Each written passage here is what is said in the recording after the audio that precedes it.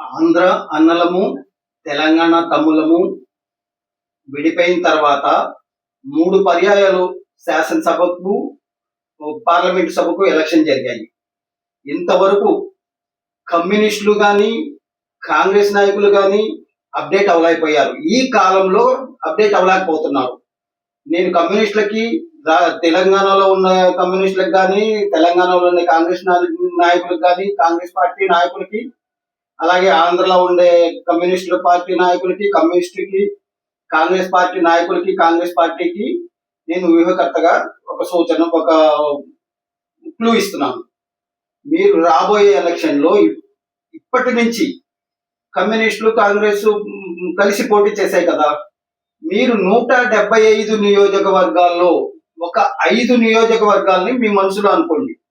మీ మనసులో అనుకొని కాంగ్రెస్, కమ్యూనిస్టులో ఆ 5 నియోజకవర్గాల్లో ప్రజలకు అవసరాలను, ప్రజలకు కావాల్సిన మౌలిక వసతులు ఎలా ఉన్నాయో చూసి వాటి మీద పోరాడి, వాళ్ళు అవసరమైతే మీ కమ్యూనిస్ట్ లో కానీ, కాంగ్రెస్ లో కానీ ఆగర్భ శ్రీమంతులు ఉన్నారు. 5 నియోజకవర్గాల్లో సొంత నిధులతో అయినా సరే మౌలిక వసతుల మీద, ఆ నియోజకవర్గాల్లో ప్రజా సమస్యల మీద పోరాడి ఎలక్షన్ లో ఫోకస్ అవ్వండి. మీరు కంపల్సరీ 5 నియోజకవర్గాలు అనుకుంటే కంపల్సరీ మీరు శాసనసభలో అడుగు పెడతారు. అడుగు పెట్టిన తర్వాత 175 నియోజకవర్గాల్లో ప్రజా సమస్యలపై పోరాడండి.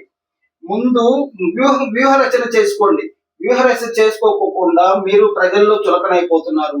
కమ్యూనిస్టులు బ్రహ్మాండంగా ప్రజా సమస్యలపై, నాకు ఊహ తెలిసిన కాడి నుంచి ప్రజా సమస్యలపై బ్రహ్మాండంగా పోరాడతారు.